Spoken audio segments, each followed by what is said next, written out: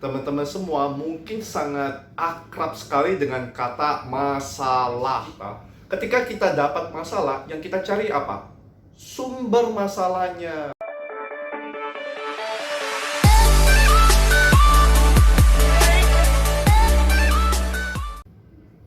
Hai, salam sejahtera untuk kita semua. Selamat datang di channel Frankie Chua Series. Terima kasih buat teman-teman yang sudah mendukung channel ini dengan cara yang berbagai macam. Ada yang di-share, ada yang di-like, ada yang di-komen, dan juga ada yang di-subscribe.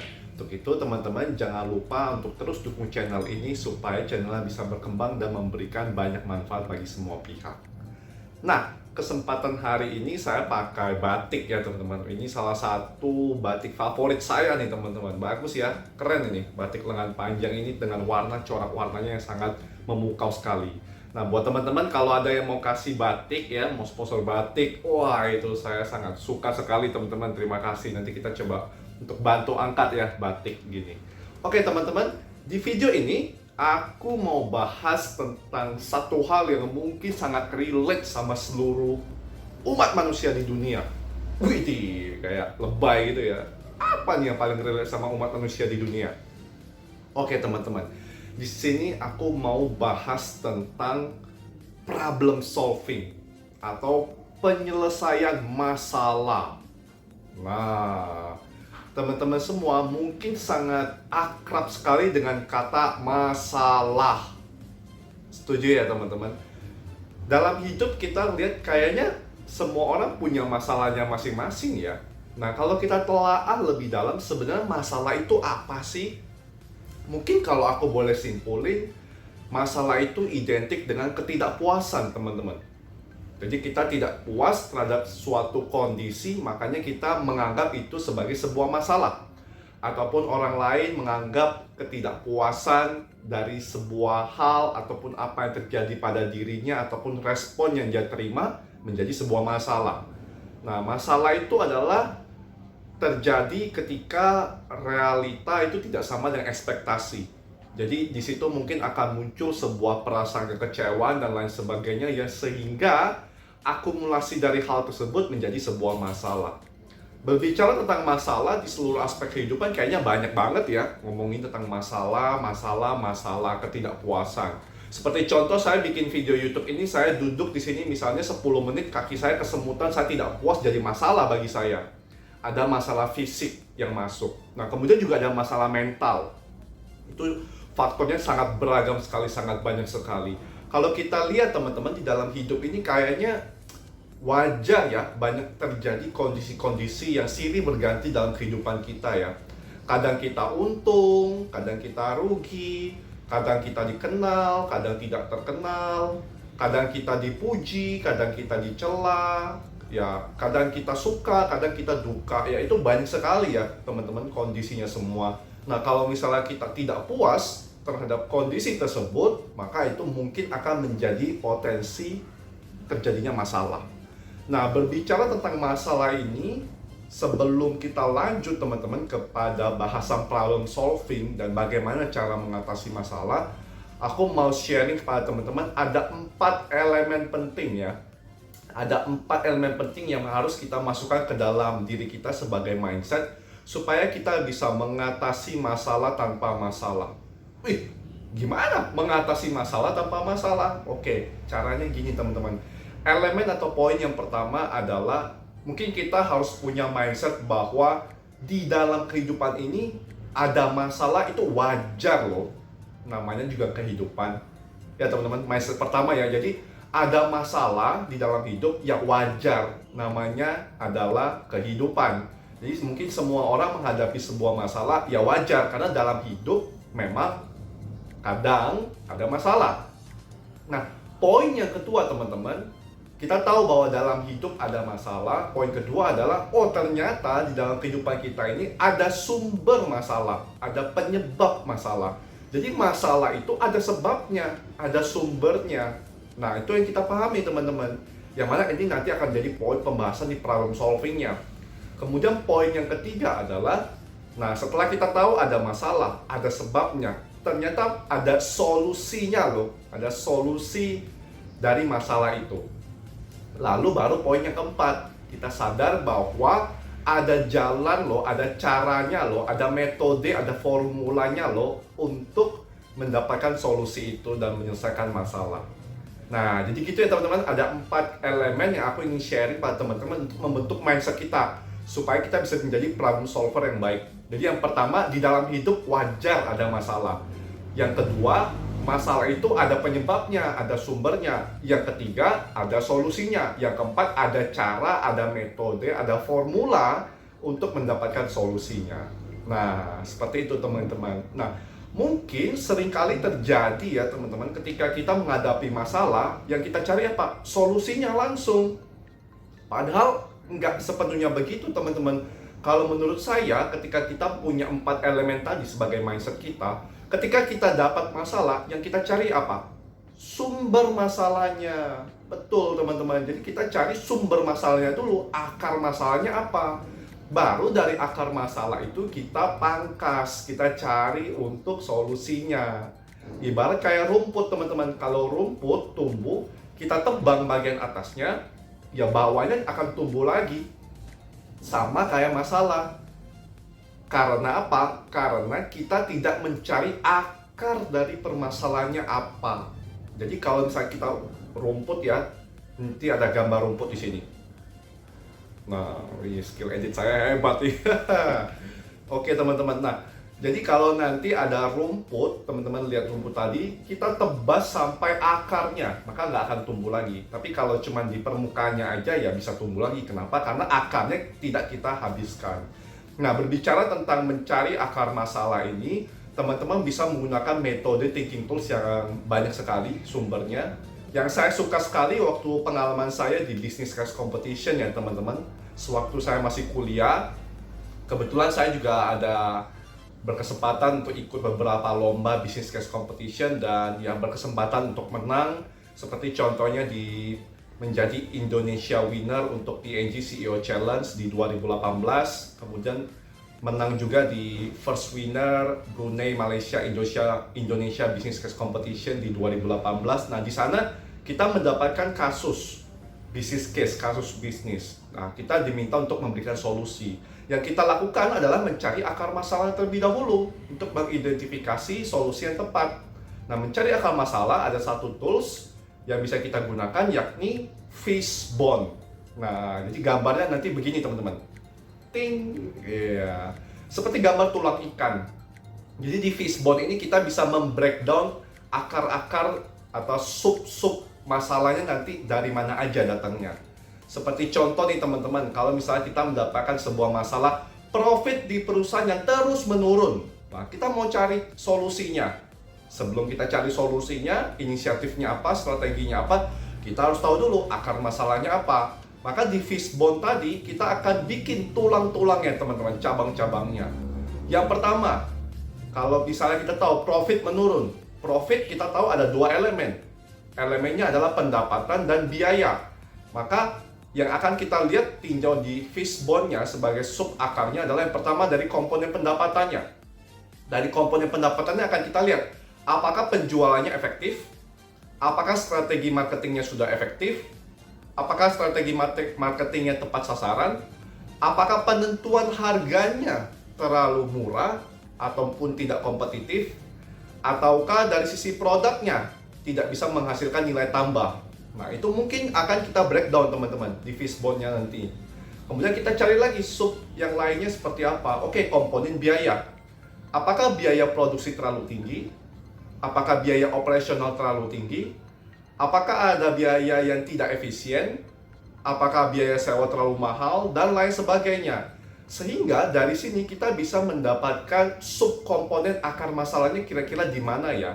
Setelah kita berhasil mengidentifikasikan semuanya, mungkin kita mendapatkan sebuah insight atau sebuah informasi bahwa oh ternyata profit perusahaan menurun 20% dibanding bulan lalu karena ada inefisiensi di biaya operasional yang terlalu mahal. Nah, untuk itu strategi inisiatifnya yang bisa kita gunakan adalah mengcounter akar masalahnya tadi, biaya operasionalnya yang begitu mahal. Nah, biaya operasional begitu mahal pun kita juga bisa breakdown.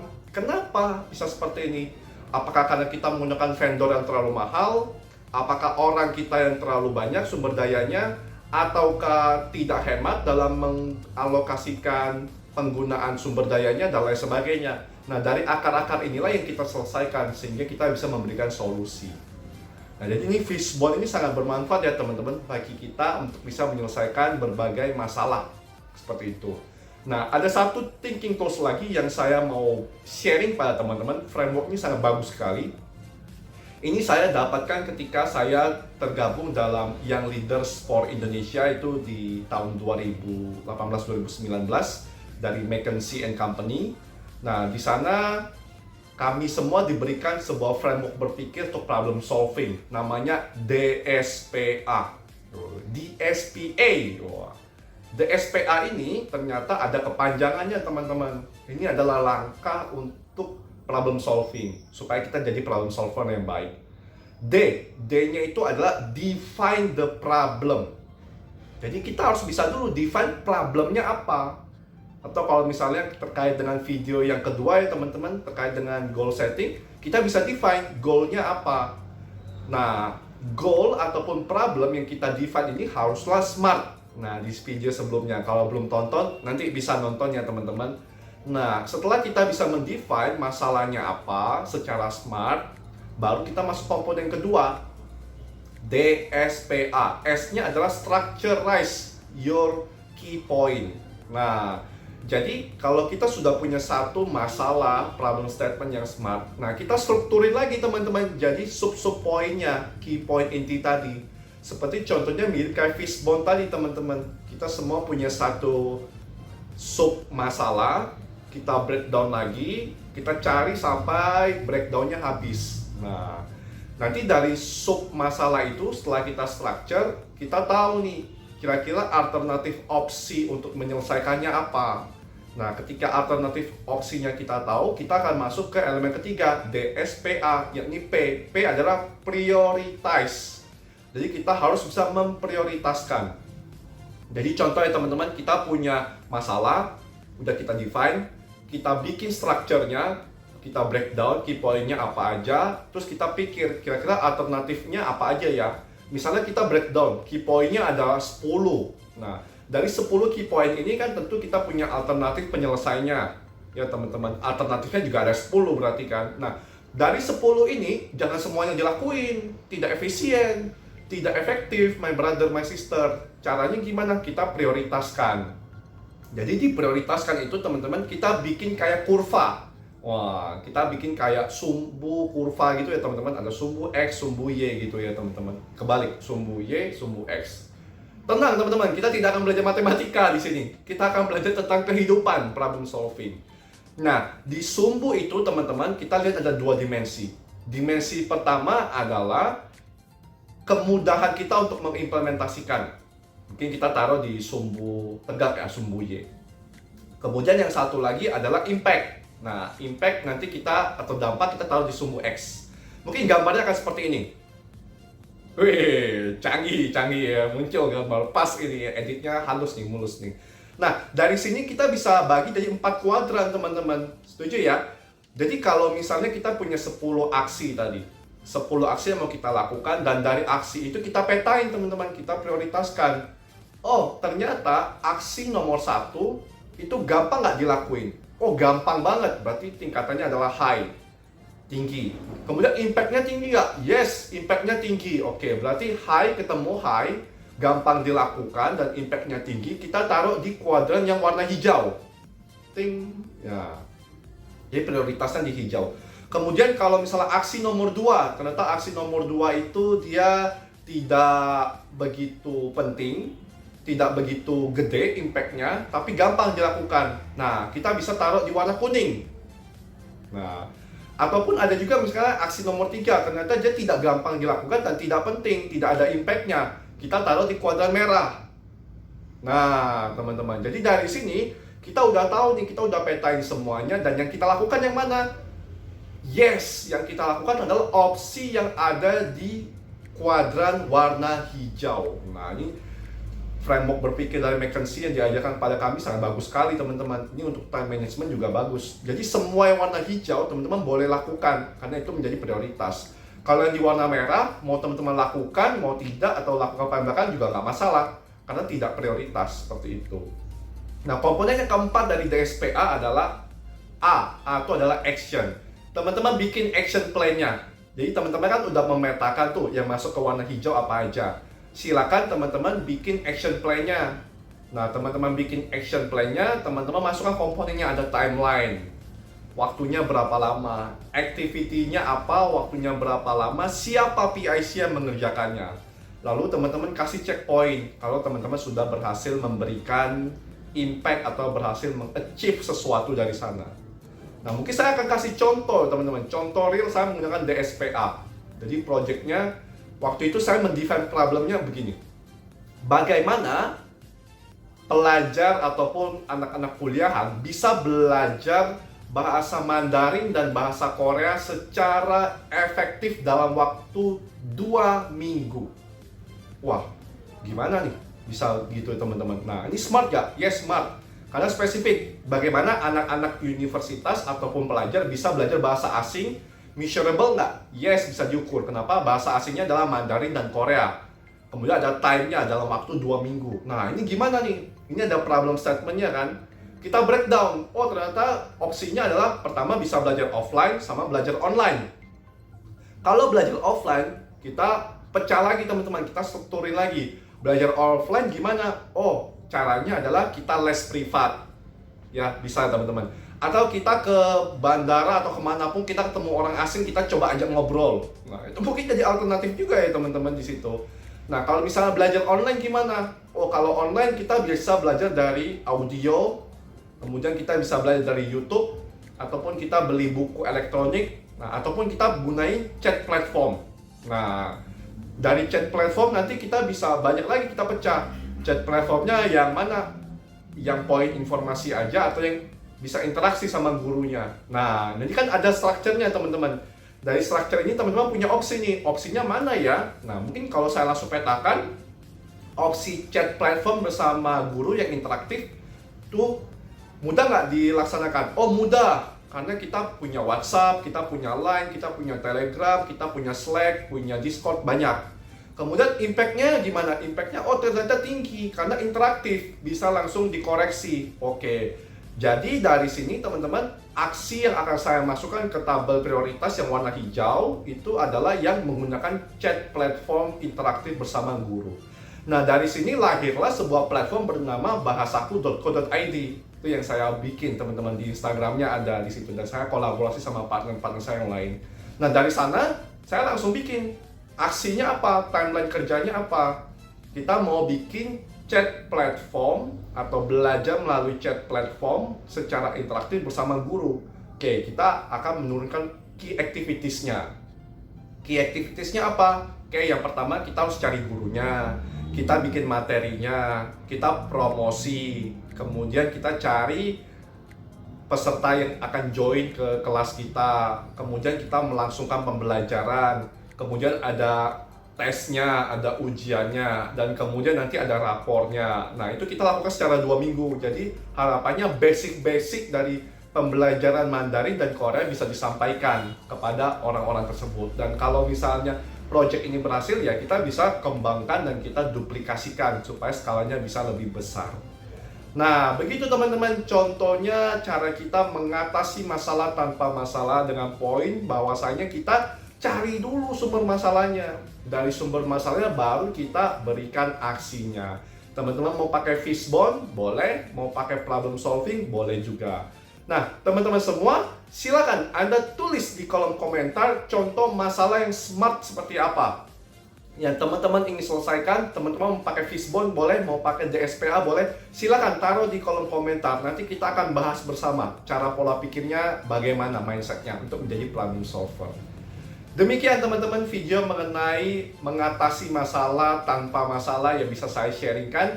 Bila Anda berasa video ini bermanfaat, silakan subscribe, silakan bagikan dan nyalakan loncengnya karena masih banyak sekali video-video ataupun konten yang ingin saya bagikan pada Anda. Sekian video dari saya teman-teman, terima kasih dan sampai jumpa.